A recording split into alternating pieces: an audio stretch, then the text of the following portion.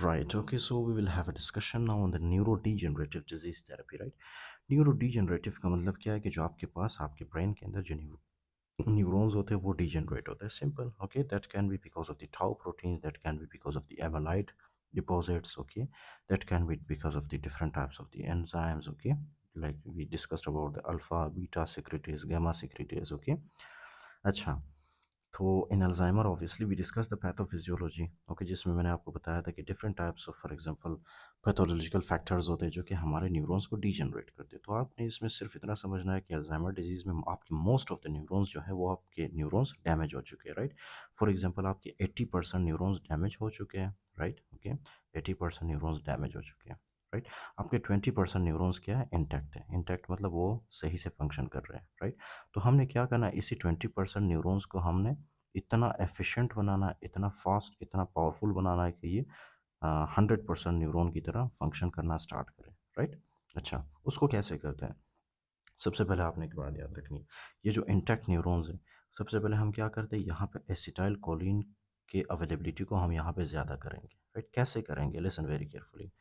सबसे पहले क्या है कि ये जो न्यूरॉन्स हैं 20% जो correct intact neurons right safe neurons ये एसिटाइल कोलिन रिलीज करते हैं यहाँ पे राइट लेकिन मसला ये है कि एसिटाइल कोलिन जल्दी से ये डिस्ट्रॉय होता है यहाँ पे राइट इन द साइनेप्स क्यों डिस्ट्रॉय होता है देयर आर टू रीजंस एक तो है हमारे पास एक एंजाइम राइट एक एंजाइम है हमारे पास which is called as the acetyl cholinesterase okay we have an enzyme which is called as acetylcholinesterase right ACHE acetylcholinesterase ये acetylcholinesterase क्या करता है ये जो acetylcholine है इसको इनहिबिट करता है राइट ओके डिस्ट्रॉय करता है इन शॉर्ट उसके अलावा एक और एंजाइम है which is called as the butyryl okay यहाँ पे ड्रॉ करता हूँ एक और एंजाइम है which is called as the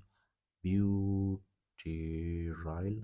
okay butyryl cholinesterase cholinesterase right butyryl cholinesterase तो ये जो दो एंजाइम्स है ये क्या करते हैं ये जो हमारे पास साइनेप्स के अंदर एसिटाइल कोलिन रिलीज होता है उसको डिस्ट्रॉय करते हैं फाइन और हमारे पास जाहिर सी बात है पहले से ही एसिटाइल कोलिन की शॉर्टेज चल रही है ओके हमारे सिर्फ 20% न्यूरॉन्स एसिटाइल कोलिन रिलीज कर रहे हैं तो इसी वजह से जो पेशेंट है उसके अंदर अल्जाइमर के सिम्टम्स डेवलप होते हैं तो हमने क्या करना है हमने कुछ ऐसा करना है जिसकी वजह से एसिटाइल कोलिन यहाँ पे ज़्यादा अरसे के लिए अवेलेबल रहे ओके और पेशेंट के अल्जाइमर वाले सिम्टम्स ठीक हो जाए तो हम क्या करते हैं हम एसिटाइल कोलिन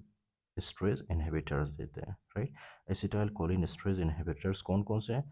डोने पैजिल रिवास्टिगमिन एंड गैलेंटामिन राइट अच्छा इसमें जो रिवास्टिगमिन है रिवास्टिगमिन के अंदर एक ऐसा पोटेंशियल है जो कि ये क्या करते हैं ये एसिटाइल कोलिनेस्ट्रेस को भी इनहिबिट करता है और ब्यूट्राइल कोलिनेस्ट्रेस को भी इनहिबिट करता है फाइन ओके तो ड्रग्स कौन कौन से हैं हमारे पास डोनेपेजिल रिवास्टिगमिन एंड गैलेंटामिन अंडरस्टूड ओके ये क्या करते हैं नॉर्मली ये एसिटाइल कोलिनेस्ट्रेस इनहिबिटर होते हैं राइट एसिटाइल कोलिन को डिस्ट्रॉय होने नहीं देते जब एसिटाइल कोलिन डिस्ट्रॉय नहीं होगा यहाँ पे तो ये ज़्यादा अरसे के लिए रहेगा और ये ज़्यादा अरसे के लिए नेक्स्ट न्यूरॉन को स्टिमुलेट करेगा अंडरस्टूड ओके अच्छा तो ये क्या है फर्स्ट लाइन ट्रीटमेंट है for the Alzheimer's patient adverse effect क्या है इसका nausea dizziness insomnia okay nausea, dizziness, insomnia, and contraindicated in patients with cardiac conduction abnormalities, right? So the very first one is actually the nausea. Nausea किस वजह से होता है? I told you कि कुछ ड्रग्स होते हैं जो कि क्या करते हैं कुछ ड्रग्स होते हैं जो कि हमारे कीमोट्रिगर जोन को स्टिमुलेट करते हैं ओके और वहाँ से न्यूक्लियस ट्रैक्टस सोल्टोरियस स्टिमुलेट होते हैं वहाँ से कुछ फाइबर्स आते हैं हमारे गेस्ट्रोइंटेस्टिनल ट्रैक्ट तक ओके और वो जो फाइबर्स होते हैं वो हमारे गेस्ट्रोइंटेस्टिनल का जो फॉर एग्जांपल एक्टिविटी है उसको इंक्रीज करता है right okay and anti peristaltic movement start करता है उसमें फाइन जिसकी वजह से क्या होगा nausea okay including that dizziness dizziness क्यों होता है what is the reason behind the dizziness the very first thing that you have to remember okay कि ये जो ड्रग है एसिटाइल कोलिनेस्ट्रेज इनहिबिटर ये क्या करता है एसिटाइल कोलिन की कॉन्सेंट्रेशन को ज़्यादा करता है राइट जब एसिटाइल कोलिन की कॉन्सेंट्रेशन ज़्यादा होगी लिसन ओके तो ये क्या करेगा ये हमारे पैरासिम्पैथेटिक नर्वस सिस्टम को स्टिमुलेट करेगा पैरासिम्पैथेटिक नर्वस सिस्टम ओके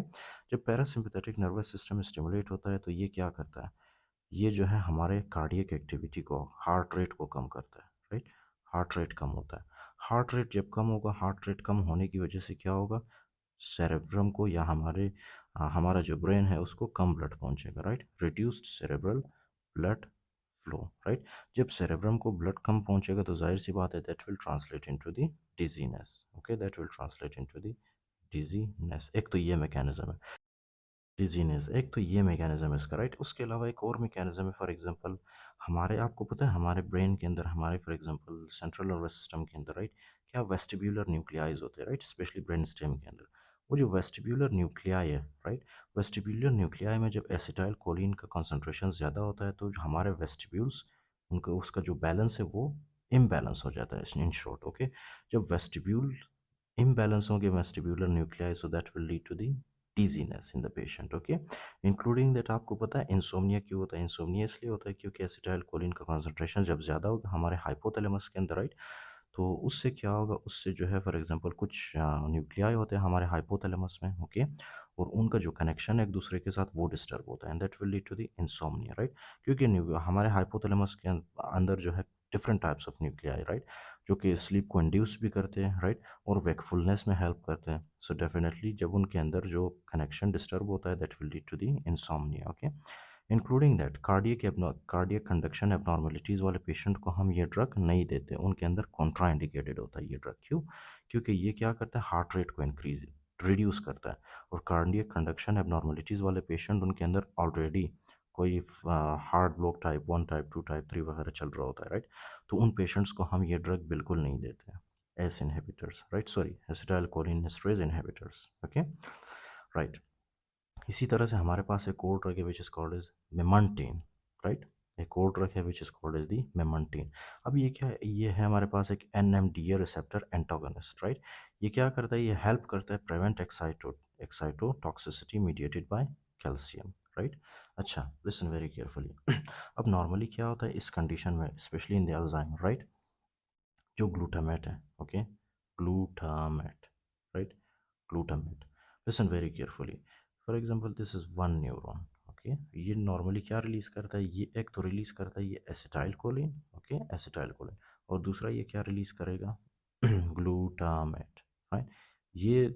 ये भी रिलीज करेगा। उसके अलावा ये जो सराउंडिंग में जो 80% डिस्ट्रॉयड न्यूरॉन्स है, राइट, ओके, ये जो 80% डिस्ट्रॉयड न्यूरॉन्स है ये क्या रिलीज करते हैं, ये रिलीज करते हैं ग्लूटामेट, राइट। तो इसको छोड़े आप, एक ये जो इंटैक्ट न्यूरॉन है जो कि क्या रिलीज करता है, एसिटाइल कोलिन। उसके अलावा जो न्यूरॉन्स डिस्ट्रॉय हो चुके हैं वो क्या रिलीज करते हैं, ग्लूटामेट, राइट,